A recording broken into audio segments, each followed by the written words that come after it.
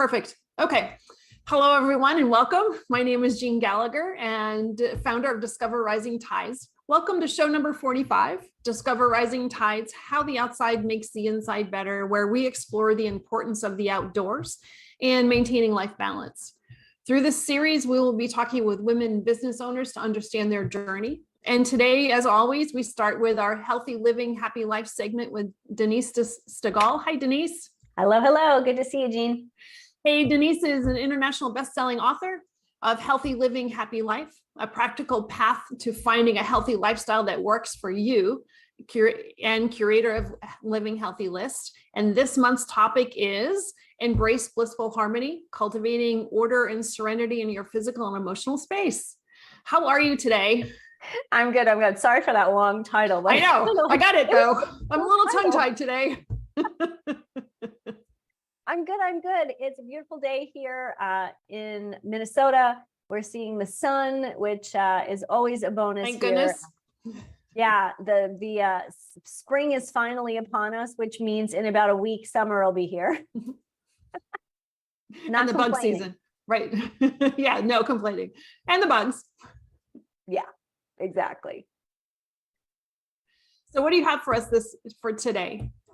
So I want to talk a little bit about this idea of cultivating order and serenity in our lives. And you could see the New Yorker in me comes out, sorry, with my hands flailing everywhere.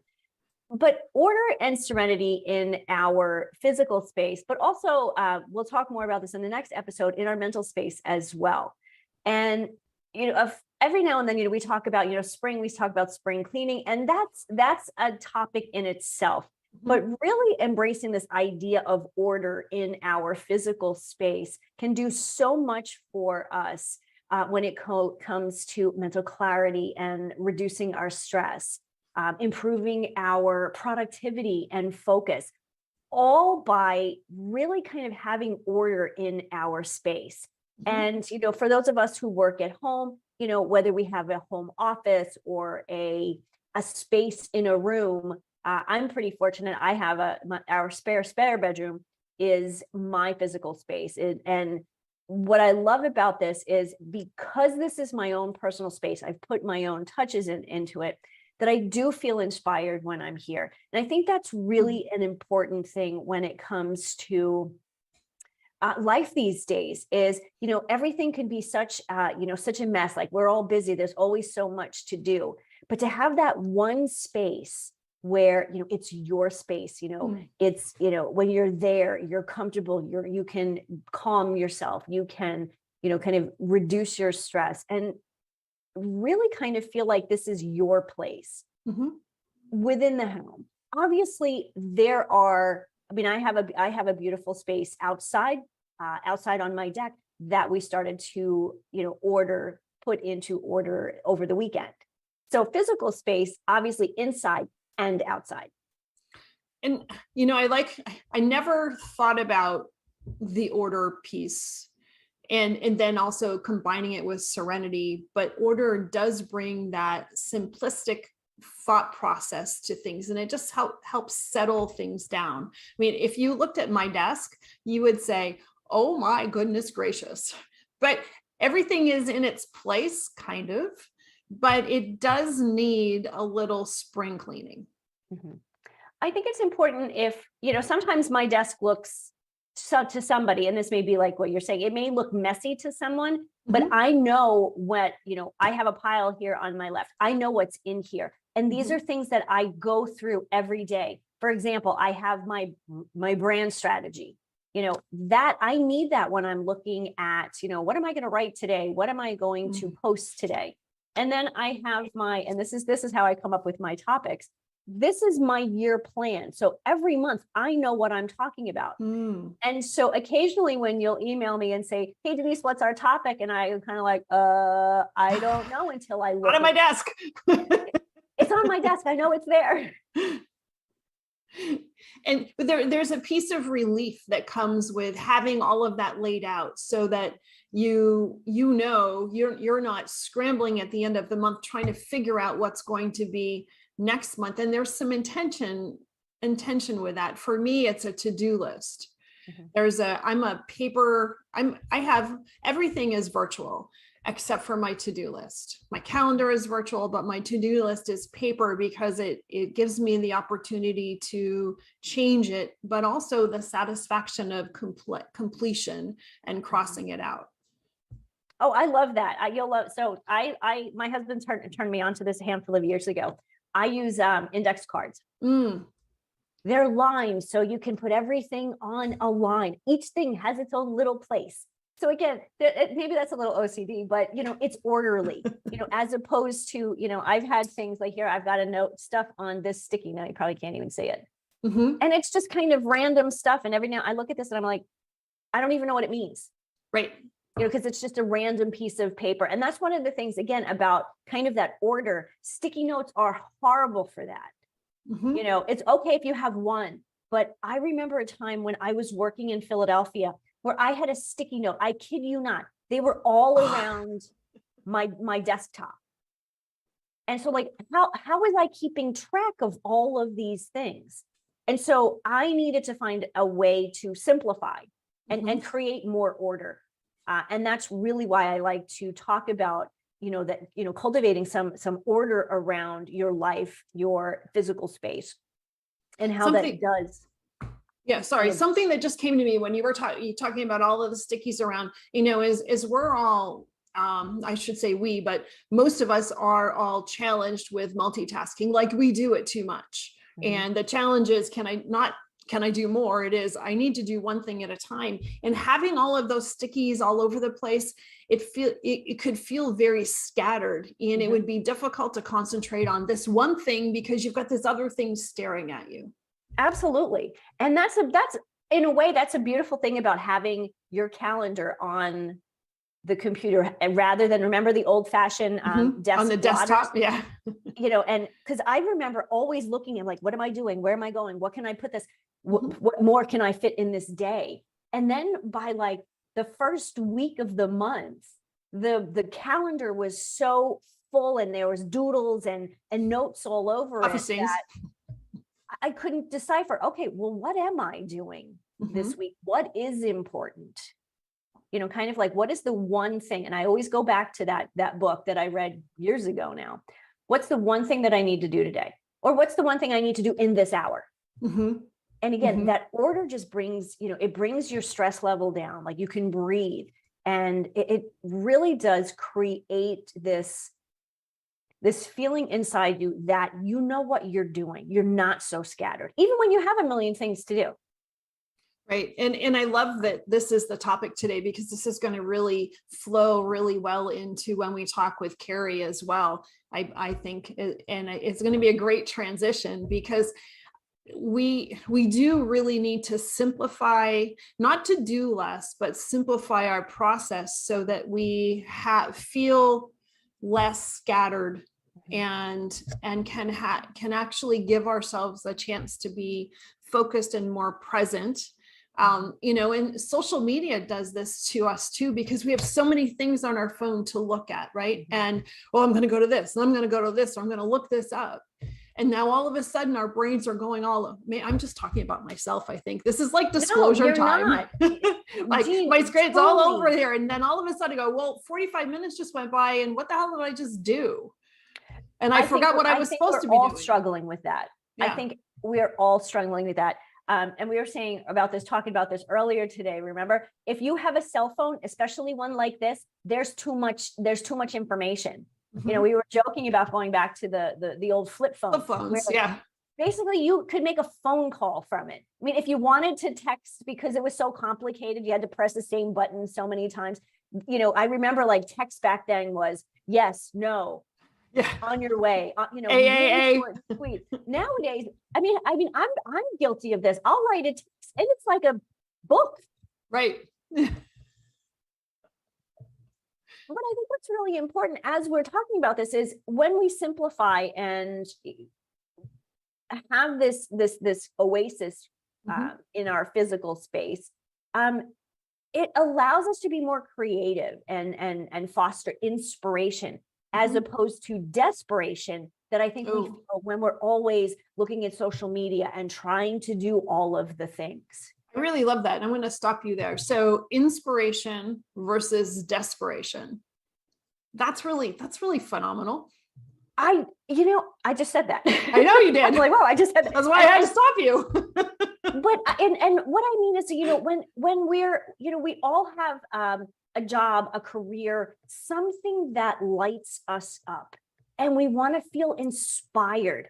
If you walk into a space that's cluttered and ugly, or not, if there's not enough natural light, there is no inspiration there. So you want to have a space, physical space, but also emotional space. And again, we'll talk about that next time. To be able to just go, I've got this great idea, and great ideas pop into your mind so much easier when you're in a comfortable space, when you're less stressed, as opposed to that desperation where we're looking at a blank screen going, I got to write an email. I got to write a post. And we end up, stressing out about something that we should be excited about, inspired by. And instead we're struggling with this desperate attempt to get something out there, say something, write something, whatever it might be. Yeah, I agree. And this is really so important to talk about. So what would be a few points that people should either recognize, or some action points for them to help break this down? Because it's almost like cleaning out, and what's her name? Marie Forleo. No, the Kondo. Yes, that's it. It's like a Marie Kondo for your desk or your thoughts or that organizational piece. But what are some great tips for people to consider? I think the first thing is to go into the space that you spend the most time in. And it could be your bedroom. I mean, we do sleep, hopefully 8 hours a night. But if it's a workspace, find that space that you're in the most, and give it your personal personality. Make sure it has natural light, or at least as much natural light as you can bring in. I have in the wintertime, I have to bring in a lot of extra lighting, just because in Minnesota, sun is really low and it's dark. So for me, that was something, I'm much more inspired. I had been feeling much more inspired in the summer months, spring and summer, but I was feeling really blah in the winter and just not excited. And it all had to do with lighting. It also, I brought in some plants, greenery, kind of like, this is where we got to bring the outside in sometimes. Even though I can see out my window, I have my prairie grass and my trees out there. But having them in close proximity, the oxygen is cleaner. We just feel more at peace when we have plants. So those are some of the things, first concentrate on your space, and I say the room that you spend the most time in, the bedroom is different, because like the bedroom it's a shared room, the living room, shared room, kitchen, that's mostly my space, so in addition to my office, the kitchen is my other space, and that has to be, that has my personality. And I think for most people, you kind of like, the kitchen can be a catch-all. And so you want to just kind of make sure that clutter has its space too. Same thing in your office, in your space. As we were saying before, you have stuff that you need to have at your fingertips. But if it's clutter, that needs to have a home of its own. And that just clearing the space clears your mind and helps you focus, because you're not going, oh, I've got all that mess over there, I've got to put that away somewhere. And so first tip, I would say, take your space and make it yours. Great. That's awesome. Thanks, Denise. Welcome. Thank you very much. You're welcome. Always fun to chat. It is a good time. And I look forward to the emotional conversation. Me too. And so let's transition to our main guest today. And I'm really excited to introduce Karrie Klimas. Hi, Karrie. Hello. Good to be Welcome, here. welcome, welcome. So Karrie is a South Florida native. over 13 years in extensive networking and experience in retail sales and communication, marketing and leadership and presentation skills. She's committed to her human potential through one-on-one personal training, accountability, and attending monthly experiential workshops to create an ideal life with more passion and purpose. And so I'm really excited about talking about this because we're going to talk a little bit about, well, a lot of bit about everything that you do. So start us off, give us a little bit about your background and how you transitioned into what you're doing today. All right. Well, thank you again, Janine and Fred, for having me. And so I'm a South Florida native. I was in the corporate world about 18 years. I've been an executive assistant. So I kind of said, manage other people's times and help them stay organized.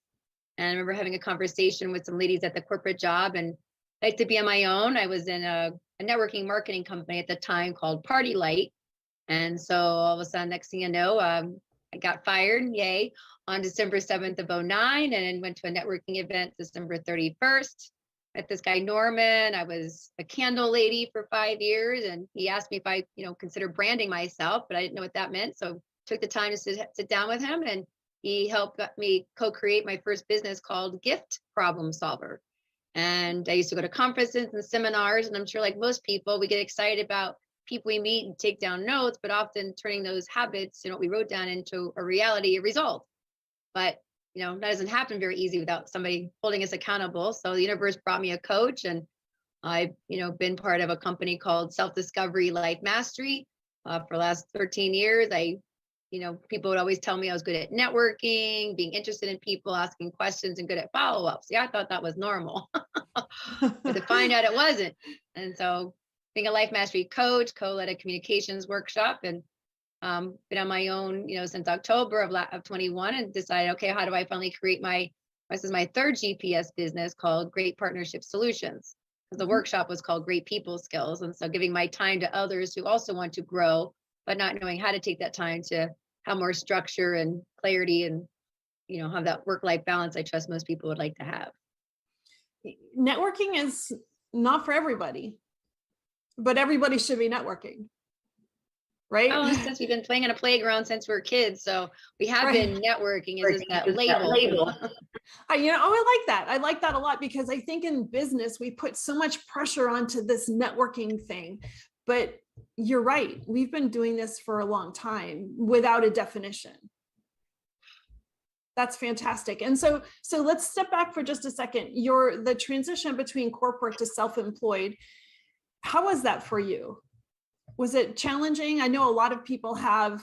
I've made that transition a long time ago as well, and everybody's experience is so different. Well, I would say I knew I didn't want to stay back in corporate, so I guess my attitude was I'm going to do whatever it takes so I don't have to go back there. So I'm grateful. I remember, not only this guy Norman for helping me brand my business, I did go to a networking event, and this lady invited me when I was in corporate, found her number. Her boyfriend seemed to network 3 times a week. So I just grabbed onto him and started going with him to different events. That's fantastic. Right. Yeah. So 1 foot forward. Yeah. Well, then having a license and, I used to have a resale certificate. So I guess it's like stairs, one step at a time. I kept, growing, but yeah, scary, but exciting. And I just knew I just didn't want to go back to corporate. That's probably the motivating factor for a lot of people in to have that independence. And so, but you are also a very self-motivated person too. Is that right? I would say my parents are optimistic and fun and loving and adventurous in a sense. So yeah, I get that from them, but how do I actually be that way 24/7? What's the goal? Right. And so tell me about your business today and how does that work and what services do you provide? Sure. So the company is, called Great Partnership Solutions, and I consider myself a time, mindset, and management specialist. So again, I give my time to others who are looking to grow both personally and professionally and support them. I think most people, myself included, is needing clarity without, people run around too much. So my time is for, even before getting on this call, is wrapping up with a client who now feels more organized. He has more structure, not knowing how to focus their time or even time blocking, making sure, because you write it down, but making sure what day and time to get it done. So I give my time for people who want to have like a working session, looking at the activities and where they struggle with the planning, organization, goals, as well as relationships, because it takes time to build relationships, whether it's active listening, presentation skills, being more empathetic and respectful of our own time as well as for other people. And so I give my time to help people get clarity on that. I also host a networking skills workshop, a networking practice workshop, and a goal setting workshop. Most of those are all in person, but often I also do it virtually as well every other month too, for individuals, professionals, companies, and teams. And I do side things. And since I've been an executive, I use Canva, so I can teach people Canva, Calendly, Calendar, Word, Excel, PowerPoint presentations, MailChimp, anything that I do well. And, how can I be a guide? It's like a tutor for children. So how can I support an adult to, learn something so they do walk away feeling much more accomplished, knowing how to do it themselves. And so when you're working with somebody, that's the time mindset piece and that management thing, I think is just so important. So if you talk about it and you say, well, time blocking seems very simple, but honestly, it can be a very challenging practice to start. And what are some roadblocks that you found that people struggle with when they're in that pre-organizational part of this process? Well, from my awareness and what I see when people meet me the first time and maybe often don't come back a second time, and if they do, I'm grateful, because that shows me that they obviously want that next step. And often what I hear is they don't even look at the paperwork since we've met. So my goal is that now that because I have it written now, like 5 steps. So my goal is now that they can reflect on these 5 steps. The same thing we do together is the same thing that they can do as well in their own time. But again, it's just there because those patterns are not a practice, like any kind of sport or anything that takes consistent practice is going to need accountability. So again, we talk a lot, but not knowing how to consistently make it happen. So that's interesting. So it is the follow through after we're in at the moment. I feel like this is like, so after talking with Denise and I'm exposing everything that I've been dealing with, and now we're going to do it here again too. So I've struggled with that in the past too, like in the moment. And, you're saying going to conferences and you're like, all ready to do it. But when you get back and looking at your notes that you took or reviewing that information, because in my head, I think I've got this right. But honestly, to practice that was really challenging for me for a very, very long time. Everything in life became, our parents taught us, teachers taught us, but after we get older, maybe graduate, I'll say that there's less of people around us to help us, support us, and keep growing. And some people don't grow. Our ages get older, but often we don't, find other masters or experts to help us grow. Lady today, she's like, I need help. I said, well, just like any alcoholic or drug addict, or you got to become aware of yourself and say, I need the help. If I'm not needing it, I can't, I said, well, good. I appreciate your honesty for saying that. I'm willing to, yes, no, I need help. Being more ambitious and driven. Yeah. Asking for help, but asking for help is honestly different than saying I need help. But today it's still also, people can need help, but are they willing to take it? We always have a saying, always working with the willing. If I'm not willing, I can't do anything for. If you're not willing, I can't do anything for. If I want to eat lunch, I'm not willing to go eat. I guess I'm starving. Okay, well, question always is, what are you willing to do? We all have free will every day. But that willingness and practice and consistency and looking forward to the ideal outcome, because often we don't imagine what the outcome could be like. So keeping our attention focused on that result. And a lot of these, and a lot of your practices, they're also really attached to or dependent upon the goal setting piece to help people realize, well, why am I going to go through these steps here? Well, maybe if you have a goal in mind or you're working towards something, what you're actually working towards, that makes a difference, doesn't it? Yeah, well, even when we get in a car, aren't we driving somewhere? We are going to go somewhere. So in a sense, I'm a human GPS, we are, but we don't have a plan to get somewhere. Often people plan a vacation and take that time because they are looking forward to going, but after they get back, they don't consider how they plan their everyday life. as if they were on Mm. vacation every day, keeping the phone down, having fun activities. So why not consistently have that every day and every week? Why do you You- have to look, forward to a vacation? That's a really good point. Let's talk about that for just a second, because I think, that is really an area that I don't know that people might observe of themselves. And we spend so much time planning every second of a vacation or every stage, whatever that happens to be, but then come back on our regular life. Are we putting in that effort to plan?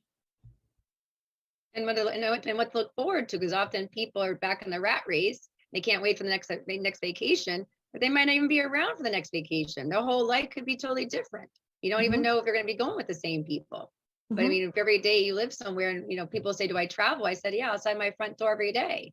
Now, do I take the time to go to the beach, put the phone down, relax? Well, I do.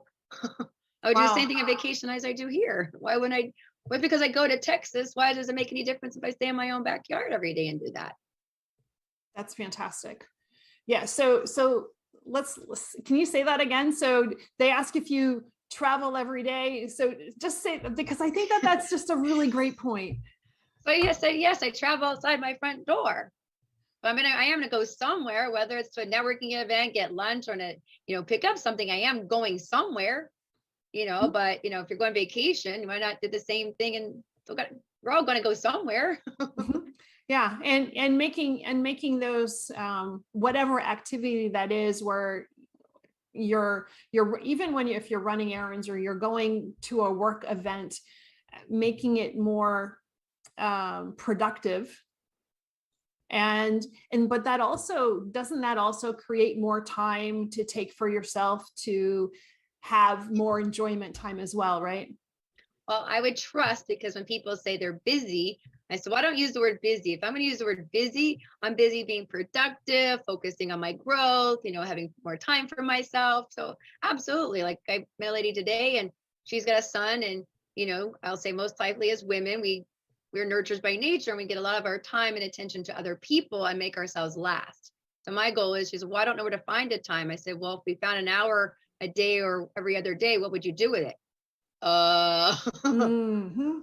And I said, what if you didn't have to go to your son's games all the time? Because I asked, she's not married. Or he said, well, is the father still around? She goes, yes. I said, what if he was able to take part in those games sometimes, like you, and you and I can meet? She's like, oh. I said, well, considering where she gives so much of her time without trying to get the balance from somebody else to help her so she can do things she wants.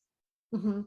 Yeah, it is that inclination to that we need to do it all, and we need to be the one that's doing it all, inside and outside of the home or at work. And there's that piece of delegating that can be challenging for people. Well, that's why I hint the sense of communication. So, using myself as an example, I had a boyfriend years ago, but I just didn't know how to communicate, and I allowed these things to happen. I allowed myself to not know how to respect myself or value myself. So as I gained confidence and courage in myself, and I could realize he wasn't that interested, well, or in myself, I'm like, well, I can appreciate him as a person, but I want to be more interested in myself and feel my wants and needs. And if he's not interested, it's not for me, and that's okay. Mhm. you know but I took the time to value myself and appreciate myself more for my time, and how who I spend it with. So that's my goal, is supporting people to lead by example through their attitudes, behaviors, and actions, so they become the ideal partner, leader, client, and then they want to work with. How do you help people figure that out? It's easy to say, but it can be course. very challenging to to to figure out what the definition of all those categories really are for yourself. Well, first thing I do, if somebody is interested, there's skill, time management skills, and communication skills. So I create like a checkbox. And so they can actually check off the areas that they feel they have challenges in. So the Mhm. goal is to first be honest about it, so we can then define it. And so then I support them, and, then say, well, these are the 5 steps I offer. If you're ready now to be more productive, be more organized, spend more quality time on yourself, have less being better at conflicts with people. So again, yes, okay, well, I have a solution for you. Oh, okay. And people would say, Karrie, you're very precise. I said, well, good. You're picking up what I'm putting down. So good. But if I can't define, it's like because realtors in a sense are my niche. It's just like if somebody wants to buy a home, 2-bedroom, 3-bedroom, bathroom, toilets, a shower, a car garage, but if we're not defining what they're looking for with a checkbox so I can remember what they're looking for, how can I go out and get what they are looking for? Mhm. How can I be their solution if I'm not defining what it is they really want and need and making sure I paid attention to them and they felt heard, because most people would like to feel more heard and respected, but often we don't know how to do that for ourselves. So my goal is to teach them how to do that. Do you find that there can be a struggle for people to define that? Well, of course, we don't. Most people are too busy on to the next thing. We don't easily take pauses to take the time. And I'll say from my own experience as well, I have a blood family and a soul family. I feel like we don't have enough people around us that really have our backs.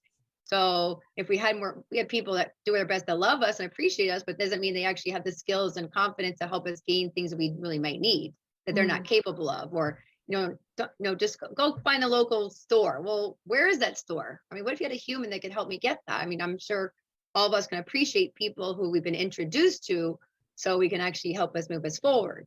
So finding somebody that can lead you to something. I mean, it sounds great, but making that connection to introduce somebody to help that help that process move forward. So do you have any tips for networking for people?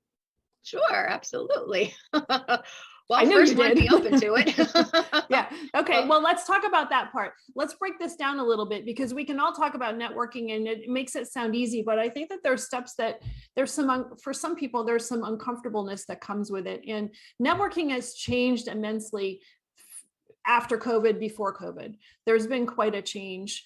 And now a lot of us are networking in person, but also virtually as well. So what is the openness to networking? Well, first, if we take the label off, we're just meeting people. We're building connections. So the goal is that if you want to create win-win connections and opportunities and outcomes, well, I got to meet people. So if you're actually open to meeting people and connect and finding out, what those available services. I mean, the world changes so much faster than most human beings do, but as long as taking an open mind and attitude to be open to what people have to offer and hear, and taking the time to sit down with them, develop a relationship. I will say to people, if your friend comes in town, don't you take the time to sit down with them, have a coffee? Or, well, that's the same thing we're doing in networking. If you're dating, isn't going to maybe the first or second date, coffee or dinner? Well, same thing we're doing in networking, meeting people, finding out what each other's looking for. How can I be of value and service to this person? I like that. How can I be of value and service to them? Not how can I sell them my stuff?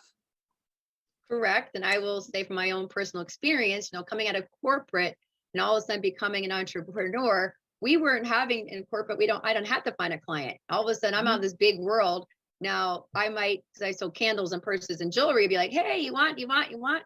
Well, until I had a coach and became self-awareness of how I operated, I was open, because defensive isn't going to get me anywhere, but I was open to say, wow, I didn't realize I was doing that. I didn't know. I don't like people doing that to me. Oh, that's me. Exactly. Right. But until somebody's willing to admit it and then make change, well, how can I be willing to make something different? How do I like to be approached? How do I like to be communicated with? How do I manage to do that for myself so I come across that way? But without people around us to help us get that, where's the way to be, how can I define that to see my progress? And I am creating something better without the opportunity to have feedback too from a coach.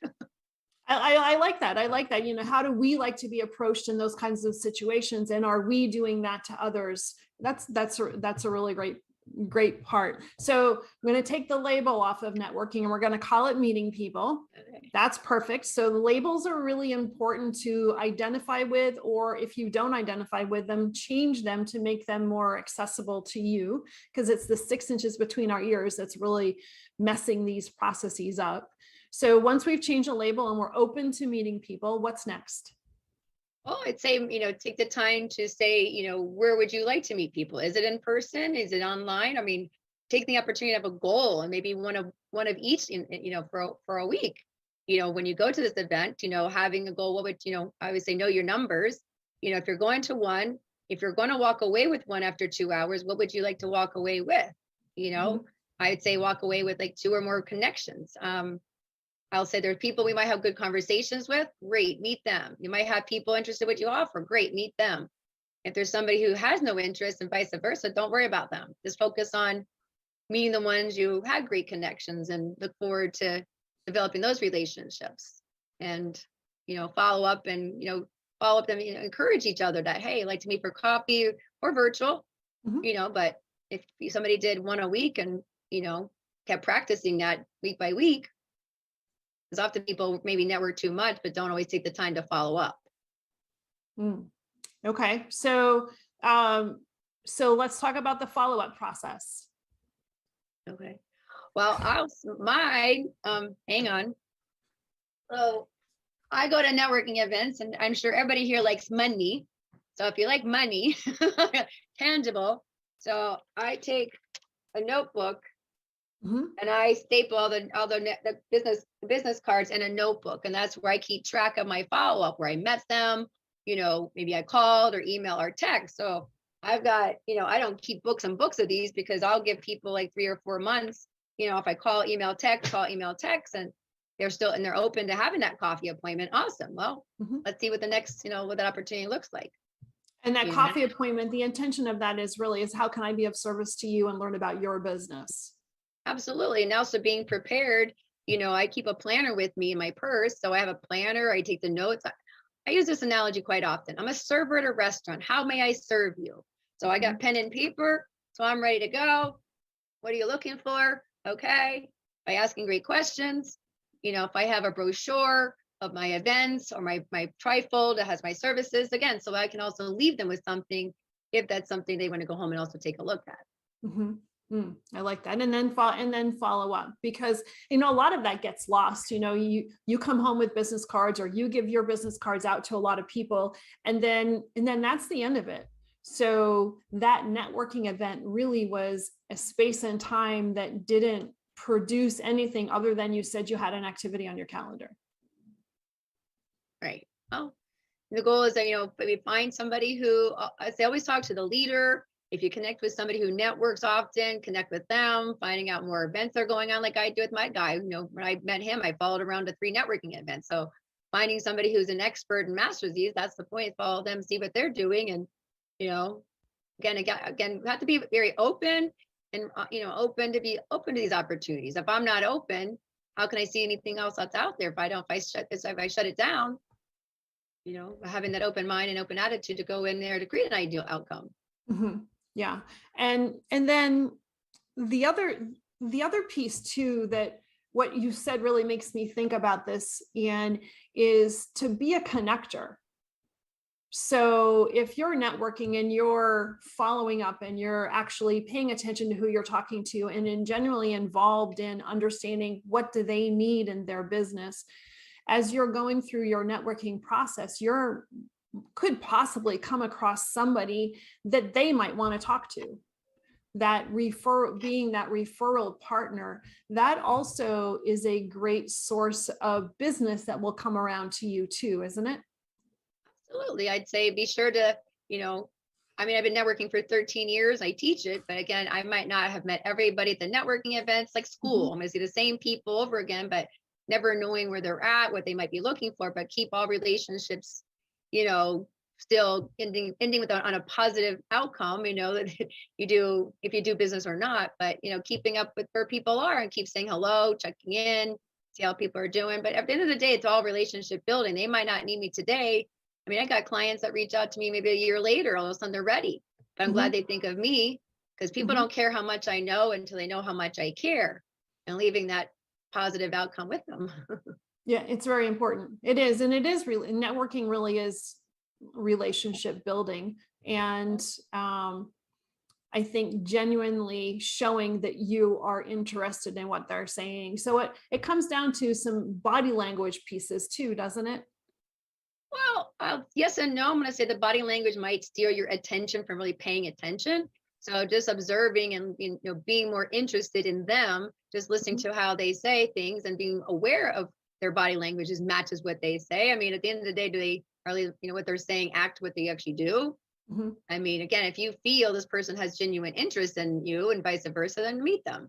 if you feel this person, at the end of the day, listen to your intuition, trust your intuition. And, I told a lady today, I said, I would sit down with coffee. You already like you already. I'd meet you. I'd love to meet you again. So I'm able to say that. Yeah. I would like to work with you.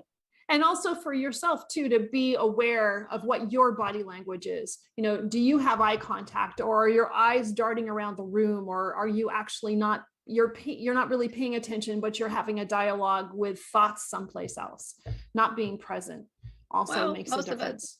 Yeah, but the average attention span's 8 seconds. Most people aren't able to give us their full attention. They aren't able to be as present.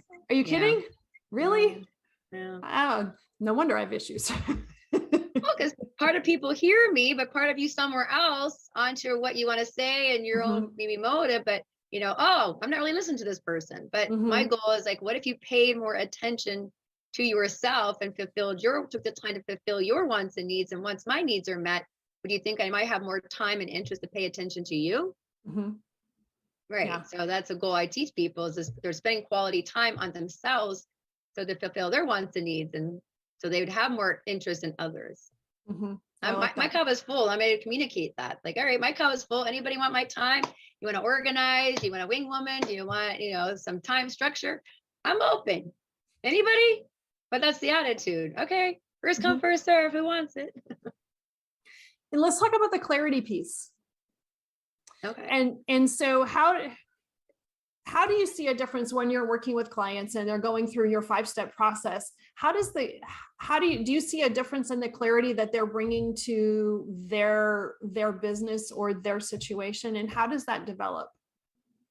Well, we sit down to be able to look at everything they want to get accomplished on their professional side and personal side. So I sit down and, give them the goals that they write down, specific timely goals, whether it's in 2 months, in July. One lady today, she's like, I need to have these 2 things done by the end of the day. I said, okay, write that down. So the goal is to take action in the moment. I do practice a mindset exercise with them. I do have them, okay, pull out your calendar right now. And I want you to put in your calendar in the morning and the afternoon and evening, a 10-minute to do everything we just did today. So there's 5 simple steps that includes the mindset exercise, reviewing the goals that you wrote down, reviewing, your calendar. So being able, to practice everything. Oh, morning, I didn't check my list. Oh, didn't check my list at lunch. Oh, that's right. If I don't keep looking at what we just did and keeping consistent in front of me, that's, so I do support them and have it on their alarm. Now, is that going to happen overnight? No, but at least I set them up for success. Yeah, that makes sense, because I find that if I don't look at my to-do list is absolutely worthless because I've gone on some other tangent and I didn't handle those priorities that should have been handled. So that makes total sense. And checking it the night at the end of the day, where were you at and what did you complete? But then also making a new list for fresh in the morning, and then in the morning checking your list to get yourself started and get your head in the right space. Right. And I will say a lot of the mindset exercise, what I teach people is everything starts with I am productive. I am organized. So I support people to say more I's versus you.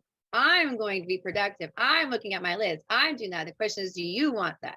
Because I'm not attached to anybody's answers.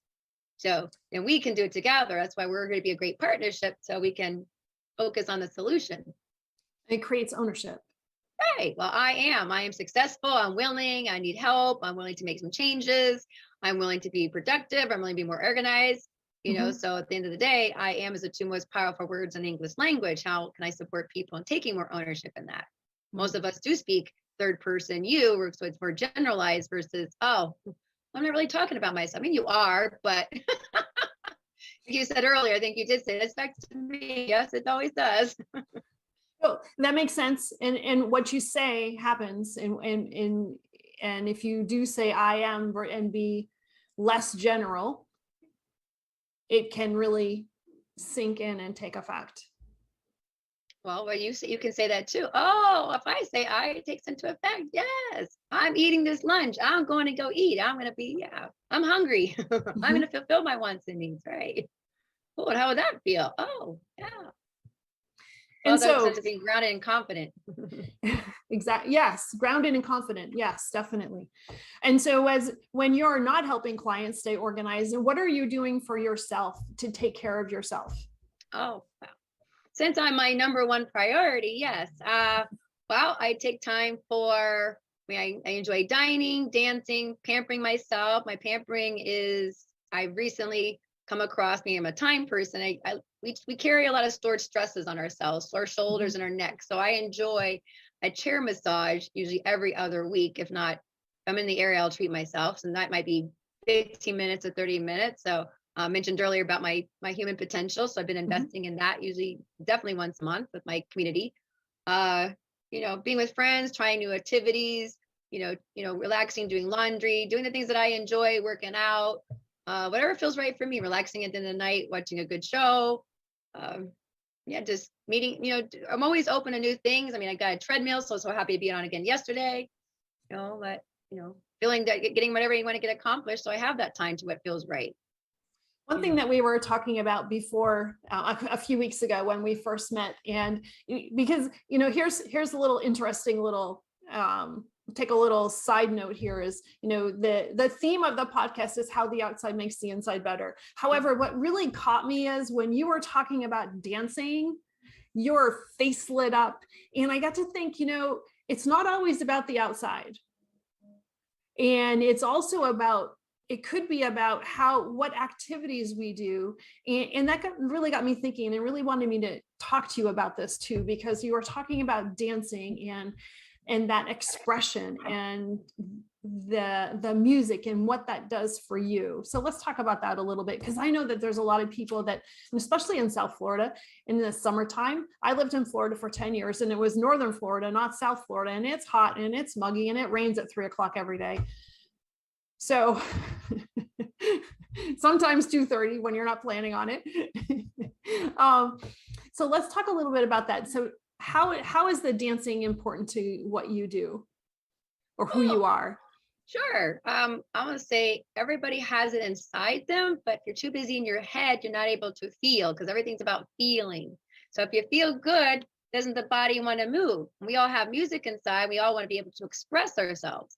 So when I remember growing up, I would go to, we had a club over here that was for 18 and younger, before 21.